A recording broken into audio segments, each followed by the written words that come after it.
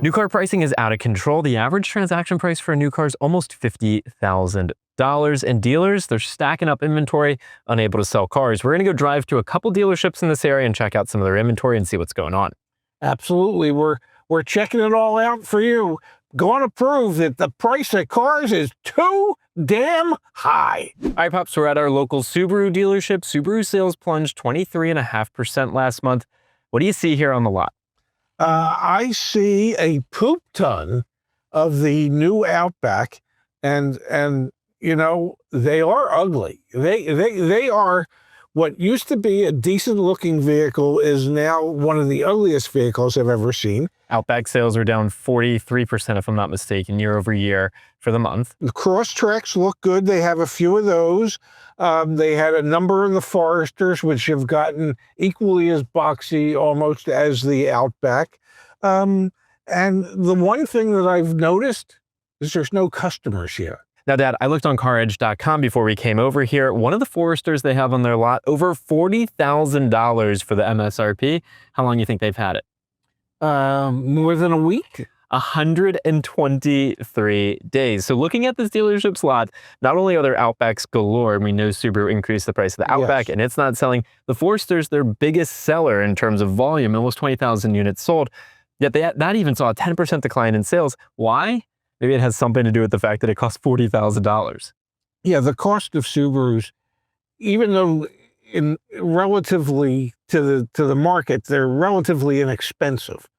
They have still gone up in price so much that I believe they're pricing many of their customers out of their market. And so those customers are probably looking at other alternatives as opposed to Subaru today. All right, Pops, another crazy thing at this dealership's lot, and this is indicative of what's happening to Subaru dealers nationwide. They've had a Legacy, one of their sedans, on their lot for over 450 days. Subaru's not only struggling to sell their best sellers, even vehicles they've discontinued and have discounted significantly are sitting here for 400 plus days. Yes, if you're ever looking for a Subaru Legacy, which is actually a very decent sized sedan, I gotta tell you, the one they have here, they're probably gonna give the damn thing away.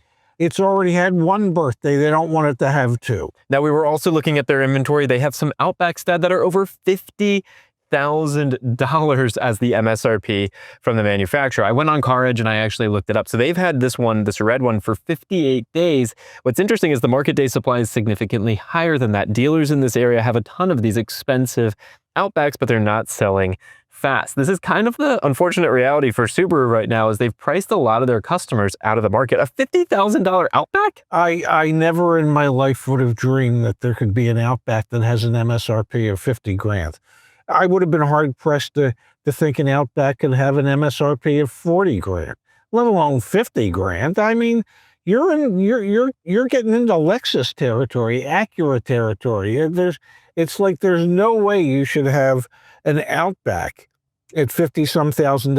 Maybe a cent, but certainly not an Outback. Now, it's interesting because the Outback is also the model that Subaru got rid of the base trim for 2026. So they actually got rid of the lowest entry point trim level, and now the lowest entry point trim level, I think, is $6,000 or $7,000 more than the prior year's base MSRP. So Subaru is jacking up the prices, and that's the theme of this video, is we're showing you all these examples of how expensive prices have gotten, and now vehicles aren't selling. Well, that's what happens when you raise your price too quickly and you kind of force your customers to look elsewhere. All right, Pop, so we made it over to the VW dealership, and holy cow, $50,000 vehicles everywhere. The Atlas Dad, they have so many of them sitting on their lot. They've been here for over 155 days. Some of them are even almost $60,000. Don't even get me started. The EVs, Volkswagen went all in on EVs with the ID4 and also the ID Buzz.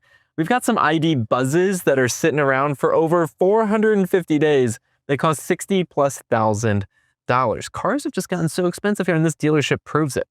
Prices are too damn high. It's $60-some thousand for a Volkswagen. You should be able to drive out with two, maybe 2.5, not one. I mean, that's nuts. We're talking about Volkswagen, the people's car. Okay, the people's car that people can't afford. And make it make sense. Yeah, I mean, we're driving around today and we're looking at these different dealership lots. They've got plenty of cars here. Volkswagen sales have been down significantly. Audi, for example, owned by Volkswagen, their sales were off 30% last month. So we're seeing it show up at the dealership lots where cars are just sitting and they're not selling. I don't know what they're going to do, but they're certainly not lowering the prices enough just yet. Yeah, I think that's the key, right? Like, we do know what they're going to do, because if these cars don't sell, eventually the prices have to go down, but they haven't gone down enough yet to inspire people to come buy them. Now, what's especially interesting, Dad, is that even at this dealership, the Elantras, which are sub $30,000 compact cars, they're not selling. There's 130 plus days supply of Elantra in inventory in this area. So this is what's interesting, is like brands like Nissan or Hyundai, who do offer some cheaper options, they're struggling to sell even those cheaper ones, let alone then sitting on these $80,000 ones, which Nissan's not out of the woods on this either. They have some super expensive vehicles over there as well. But what do you make of the fact that the Elantras in this area are sitting for 100 plus days? If you can't sell an Elantra quickly in an area that is somewhat economically depressed, then I don't know what would sell. It just seems that they're stacking things deep and they're not really selling them cheap. How much of this, Dad, do you think has to do with the EV investments that these manufacturers have made? Because again, being here and seeing Ioniq 9s that are $60,000, $70,000, $80,000 makes me think that a lot of these manufacturers took their eye off the ball. They built these expensive EVs, and that's why they're struggling so much. That could be part of it, but Hyundai, Kia, they've gone deep into EVs and they're not backing down from it. So I don't know. I really don't know.